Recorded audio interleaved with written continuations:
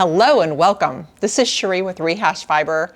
Today I have a great pattern for you for when you find those sets of mini skeins that have all the beautiful colors and you're thinking, what can I make with this? All right, today's pattern is the Lamina cowl and wrap. I have made the wrap as you see here. I did not make the cowl yet. This pattern is by Ambah O'Brien, and you can find it on Ravelry. I'm going to give you the quick backstory because, like I mentioned, I would see these sets of mini skeins, whether it's on Instagram or at stores, and think, wow, I really want to make something with it, but I don't know what. And I would kind of resist sometimes because I just didn't want all those skeins and not know what to do with them. Well, I was at Pan Bang Knits in Brooksville. Kristen was having a trunk show coming up for Koigu. She laid out all the Koigu pencil boxes on the table. They were all different sets of different colors. It was fantastic. It was like being in the middle of a candy store, you know, when all the colors are just right there and it makes you want stuff. So I bought the color set that made me feel the happiest. And then I went on a search for the pattern and I found it. I was so happy because I wanted to showcase every color. So this is a wonderful long wrap, and the pattern has you alternate between lace sections and garter sections. And the garter is what is the nice break between the colors. So you do get this little break. Now this is worked on a US 5 needle, and it is 125 stitches across. And then you just go to town making this long wrap. Now what I love about it is that if you've done lace, this is like a medium level of lace, very doable. However, you still have to concentrate. I would sit on my desk up here and spend about an hour a day doing the lace section.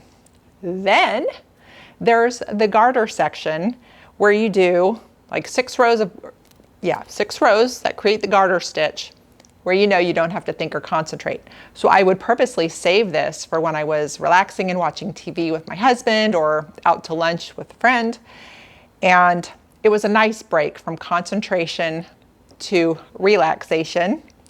However, when it was the concentrating times, it was a new color every day, and it was exciting because the colors would change through my fingers as I'm making it.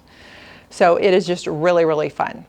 The lace patterns consist of yarn overs, knit two togethers, and slip slip knits, and they're just all variations of that will create your pattern. So it is doable. Now I do have a note to say with doing the lace pattern. It is a repeat, so as you see, it is written, but then there's a section you repeat to work your way across the 125 stitches. And when I first was working on this, I did put a marker after each repeat so that if I made a mistake, I knew I was good to just go back to that next marker. And on the next round, the purl round, I would just take out the markers. So I kept adding them and taking them out.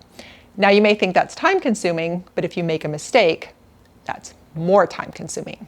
So I did that for the first half. Then I had to work on some other projects. I put this down for a little while. When I picked it back up again, I decided no markers. I kind of had a visual on what was going on. Now what I will call it is in each section there's like a little pillar, because at the end of your 12 stitch, the section that you repeat is a slip 2 knitwise, knit 1, and then you pass those 2 over, and it makes this column in each row.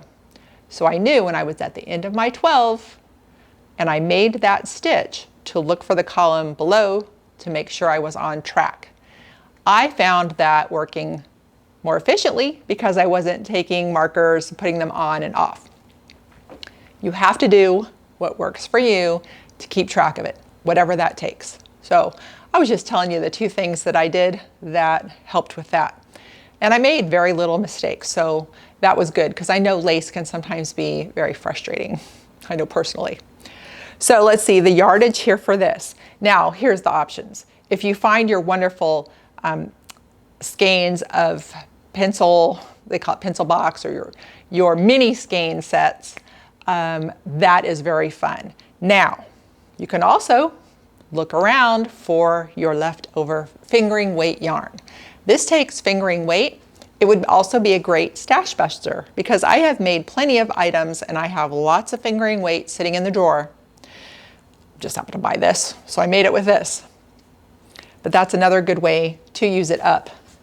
Now, for your garter stitch rows, your breaks here in the action, your break between the lace and the hard work, and then the nice work where you don't have to think. Well, I wanted something that, what we call like a neutral. And so I did think about, well, do I want a gray? But gray didn't quite work with this. So I do have a bin of yarn back here, and I happened to find this awesome Sweet Georgia yarn. It used up the whole skein, but this isn't that wonderful. It was a peachy pink, light colored. I made that my neutral. So, you know, there was times I thought, okay, this is perfect. And then there was other times I picked it up and I thought, it might be making it a little more crazy. Because you know, when you use a lot of colors, it could be a fine line between clown and cool.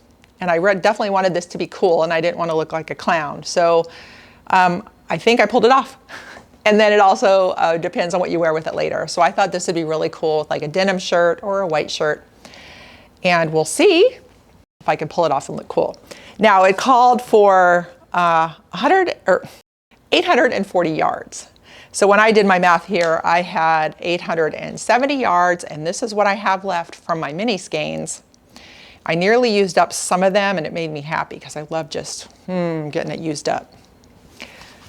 So let's see. Oh, as far as like different ways to wear this. When you make it, you're gonna have to just give it a go. I was trying different things, throwing it over my shoulders, wrapping it around like a scarf, and I'm just gonna play with it even more to see what I can do. I mean, it's kind of nice even for like just a little drape for if something, you know, if I'm cool with the air conditioning or cool weather, to drape over the shoulders. So it's just a whole lot of fun and very, very pretty. Yeah. So I think we pretty much covered everything with that. So here's what I wanted to do. When I was working on this and I was balancing between, hope it doesn't look like a clown, you want to look cool, it made me think of Yo Spun in Colorado. I came across her Instagram page a while ago. She makes the most stunning items, big, chunky, colorful, and they look really cool on her. So it also does depend on who you are. There's times, and I can say this, certain things look good on younger people. She's young, also she's in the mountains, so she always has the beautiful backdrop for when she's doing her pictures. And I just wanted to share that with you because do check her out. It is fun to see somebody push something to the edge and look great doing it. I admire when somebody can wear something that I can't. It is a very fun thing just to see, like to witness. So check her out, good stuff. So lastly, I leave for Trailing of the Sheep in a couple of days and I'm so, so excited. I'm winging it. I have a list of the events that are going on. I plan to attend all of it. I'm going to explore in between. I'm going to find out for the locals what's best. I usually go into events with a very just light outline, making sure all the needs are met, you know, where I'm going to stay, where to go, but then kind of let the time fill in with what happens because I'm very social. I end up meeting people or learning the best things of that area to go do from a person that lives there. And so I just leave those moments open. So I cannot wait to go on this adventure. Now, I do hope a couple of things for day one. As I fly into Idaho Falls, driving by Craters of the Moon. Now, at the time of this taping, the government is shut down. So, but I did research that the parks are open, just the amenities and services are not. So hopefully I can see something of Craters of the Moon and to see why it is called that name. And then I'm kind of curious of will I see any sheep on day one anywhere in my travels of driving to Ketchum or in Ketchum or anything. So we'll see. If I do, I'm gonna flip out a little bit, I'm gonna take a picture of it and I'll show you. So if you're curious and want to follow along, I'm not a huge social media person. I really just post a little bit. However, on this trip, I will post something. I'll be taking pictures of everything, but I will post something every day to show something that is going on there. And then when the whole thing is done, I'll put together a show and you'll see a more comprehensive video of everything that has gone on there. So, all right, and if you are going to Trailing of the Sheep, please look for me. I am gonna wear my Granny Smith sweater if that is gonna keep me warm enough. It's a cool looking bright green Granny Smith apple color. And then I also think I'm gonna be taking along my Marie Wallens Primrose, which is a very colorful Fair Isle sweater. So if you see me walking around, and I do wear glasses most of the time, so I'm not always looking for reading glasses, I just wear them. And please introduce yourself to me. We can visit and have some fun at Trailing of the Sheep. So, okay, I think we got it covered, and I'm so happy that I got this finished before I left town so I can show it to you and all these glorious colors and how fun this is. So, enjoy making your Lamina wrap, and thanks for watching.